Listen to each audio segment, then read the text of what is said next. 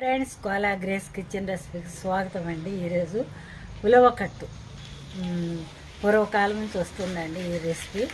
అది చేసి చూపిస్తాను. అన్నీ సిద్ధంగా ఉన్నాయి, రండి. హాయ్ ఫ్రెండ్స్, ఉలవల కట్టు అని చెప్పినా కదండి. ఇవ్వండి ఈ ఉలవలండి. ఇవి దీనిలో రాళ్ళు రప్పలు మశానం అంతా ఉంటుంది. శుభ్రంగా గాలించుకొని శుభ్రంగా రాళ్ళు ఏమి లేకుండా మరి చిన్న మంట మీద పెట్టి కళాయిలో వేయించి బాగా ఎర్రగా వేయించుకొని ఆరిన తర్వాత మిక్సీకి వేసినా అండి. ఈ విధంగా పౌడర్ మెత్తగా పెట్టుకోవాలి మనము. పౌడర్ అన్నమాట. ఉలవల పౌడర్ ఇది వేయించి మిక్సీకి వేసి కొట్టి పెట్టినానండి. ఇది మెత్తగా ఉంది పొడి.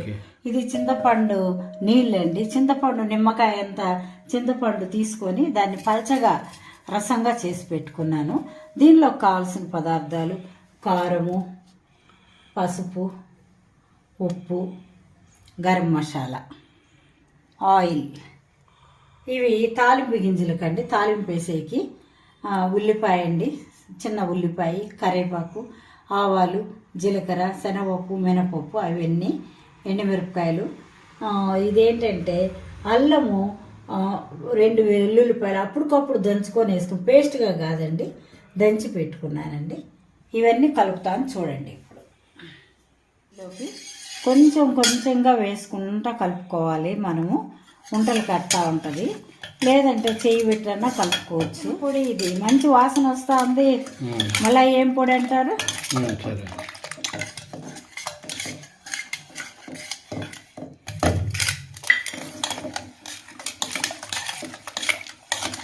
తాలింపు వేసిన తర్వాత అక్కడ కలపడం కష్టమైద్ది, గడ్డలు కట్టుకుంటాయన్నమాట. అందుకని ఇక్కడ బాగా కలుపుకోవాలి మనం నీట్గా. చింతపండు పులుసులోకి ఉలవల పొడి ఉండలు లేకుండా కలుపుకున్నాం. కారం అండి, మనకి ఎంత ఇష్టమో అంత. 1/2 స్పూను పసుపు, ఎవరెవరు రుచిరండి. ఉప్పు అండి, ఉప్పు, కారం, ఇది కొంచెం గరం మసాలా పౌడర్, గరం మసాలా. ఇవన్నీ బాగా కలుపుకోవాలండి. మంచి వాసన వస్తుంది. ఉలవలు వేయించి పెట్టినాం కదా అండి. ఇలాగా ఎక్కడ ఏం లంగ్స్ లేకుండా బాగా కలుపుకొని పెట్టుకున్నాను. ఆయిల్ వేస్తున్నా అండి తాలింపు వేసేకి. తాలింపు గింజలు వేస్తున్నానండి.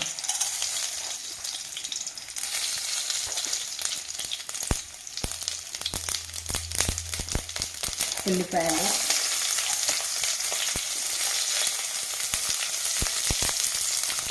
మిర్చి, అల్లం వెల్లుల్లి దంచి పెట్టి చేస్తాను. చెక్క ముక్క దంచి, కరివేపాకు,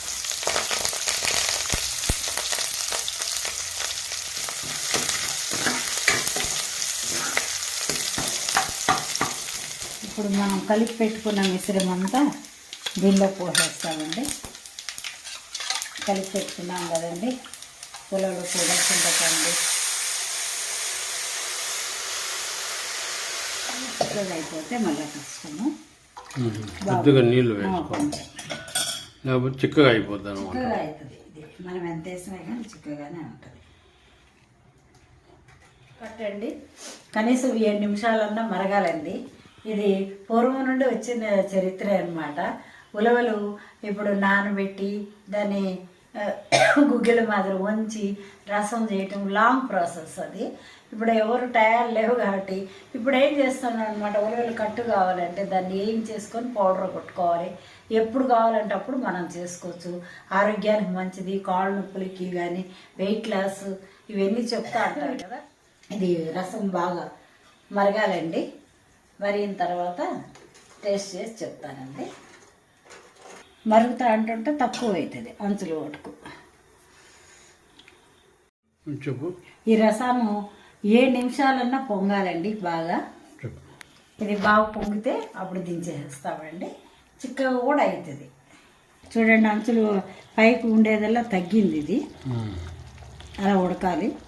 అయిపోయిందండి, చిక్కగా అవుతా ఉంది.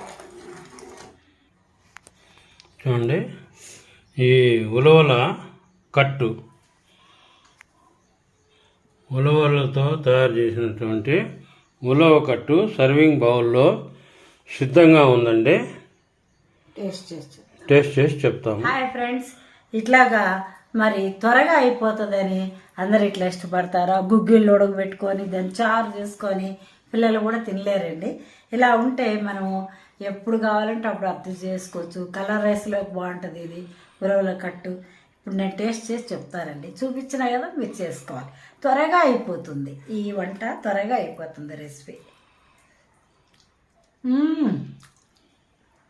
ఒక్క ముద్దకాయ బాగుందండి. నోట్లో పెట్టుకుంటే బాగా ఈ చింతపండు పులుసులు అన్నీ కలిసి బాగా తాలింపులో ఉడికి చాలా బాగుంది. మీరు కూడా చేసుకోండి. ఇది ఏం పెద్ద కష్టమేం కాదు, ఈజీగా ఉంటుంది, చేసుకోవచ్చు, అందరు తినచ్చు. లైక్ చేయండి, షేర్ చేయండి, సబ్స్క్రైబ్ చేయండి. కొంచెం చూస్తా అండి, పనులు వలన లేట్ అయింది. Thank you very much. చాలా బాగుంది. Bye bye.